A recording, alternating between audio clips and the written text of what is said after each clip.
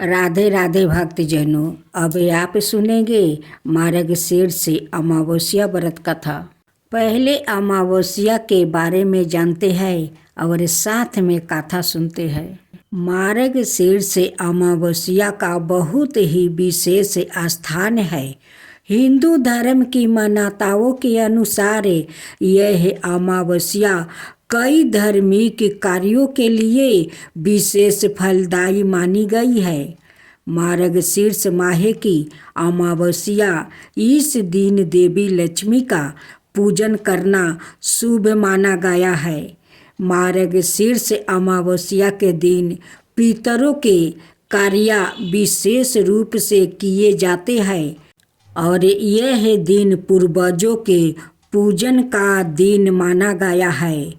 लक्ष्मी श्री कृष्णा पितरों भगवान श्री कृष्णा ने गीता में सवाए कहा है कि महीनों में मैं मार्गशीर्ष माह हूँ।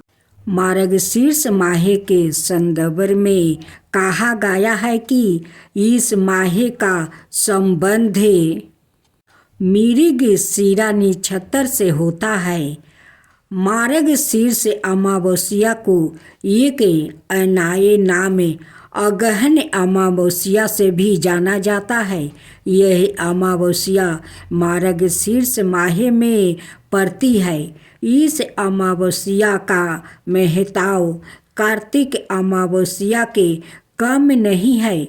जिस प्रकार कार्तिक मास की अमावस्या को लक्ष्मी का पूजन कर दीपावली मनाई जाती है, उसी प्रकार इस दिन भी देवी लक्ष्मी का पूजन करना शुभ होता है।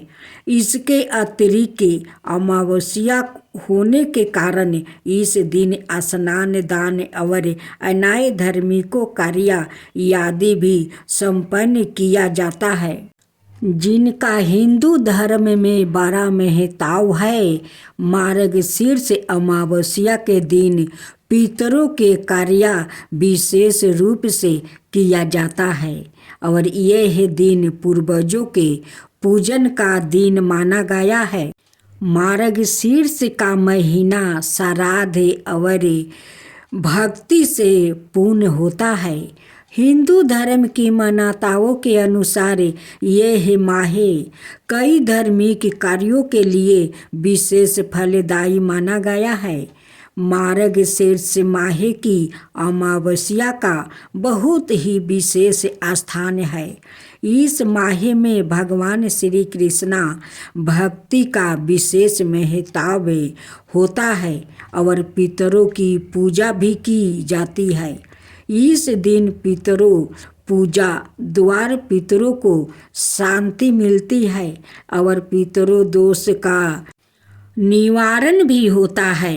मार्गशीर्ष अमावस्या तिथि प्रत्येक धर्म कार्य के लिए अक्षय फल देने वाली बताई गई है, किंतु पितरों की शांति के लिए इस अमावस्या पर व्रत पूजन का विशेष लाभ मिलता है। जो लोग अपने पितरों की मोक्ष प्राप्ति सद्गति के लिए कुछ करना चाहते हैं, उन्हें मार्गशीर्ष माह की अमावस्या को उपवास रख कर पूजन कार्य करना चाहिए। अब श्री कृष्णा का कथन। भगवान श्री कृष्णा ने गीता में सवाए कहा है कि महीनों में मैं मार्गशीर्ष माह हूँ। सतयुग में देवों ने मार्गशीर्ष मास की प्रथम तिथि को ही बरस का प्रभाव किया था। मार्गशीर्ष अमावस्या के दिन पवित्र नदियों में स्नान का विशेष महत्व बताया गया है। स्नान के समय नमो नारायण या गायत्री मंत्र का उच्चारण करना फलदायी होता है। मार्गशीर्ष माह में पूरे महीने प्रातःकाल समय में भजन मंडलियाँ भजन कीर्तन करती हुई निकलती है। शास्त्रों के अनुसार व्याकृत को देवों से पहले पितरों को प्रसन्न करना चाहिए। जिन व्याकृतों की कुंडली में पितरोदोष हो, संतानहीन योग बन रहा हो, यह 9 भाव में राहु नीचे के होकर स्थित हो, उन व्याकृतों को यह उपवास अवश्य रखना चाहिए। इस उपवास को करने से मनोवांछित फल की प्राप्ति होती है। विष्णु पुराण के अनुसार श्राद्ध भाव से अमावस्या के उपवास रखने से पितरोगणों ही तृप्त नहीं होते, अपितु ब्राह्मण, इंद्र, रुद्र, अश्विनी कुमार, सूर्य, अग्नि, पशु पंछी और समस्त भूत प्राणी भी तृप्त होकर प्रसन्न होते।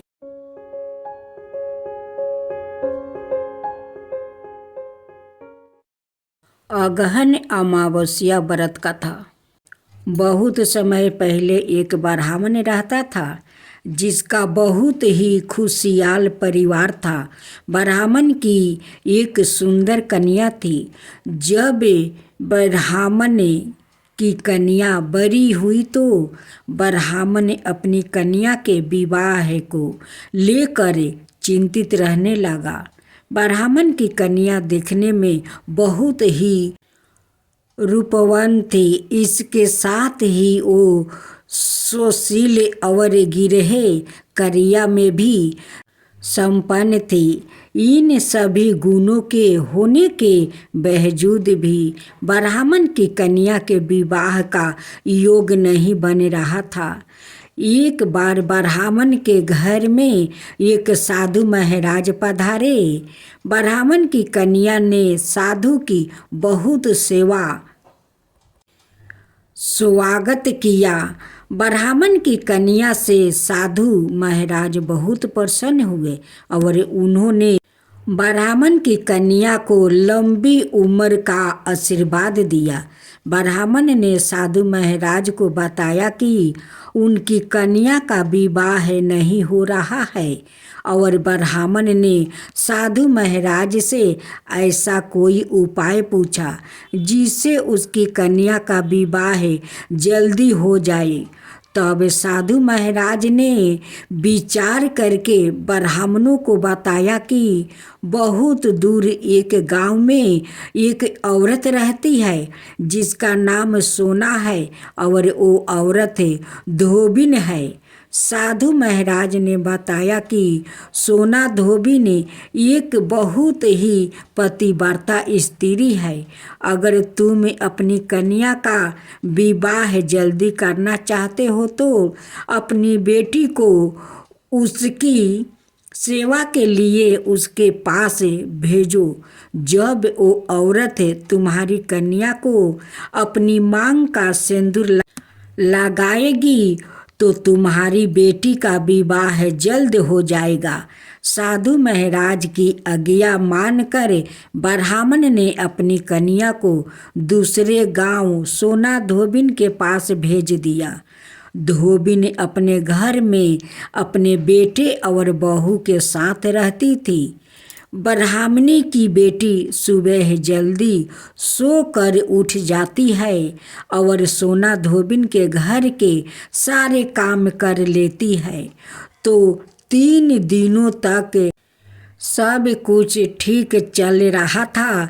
जब धोबिन ने देखा कि उसकी बहू प्रातः काल जल्दी उठकर सारे काम निपटा कर फिर सो जाती है, तब उसने अपनी बहू से काम के विषय में पूछा।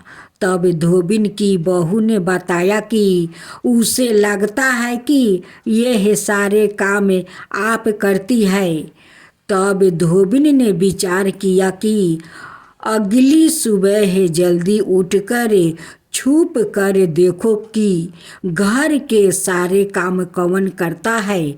अगली सुबह जब धोबिन सुबह जल्दी उठकर छुप कर देखने लगी कि घर के सारे काम कौन करता है, तब उसने देखा कि ब्राह्मण की बेटी ने आकर उसके घर के सब काम किया।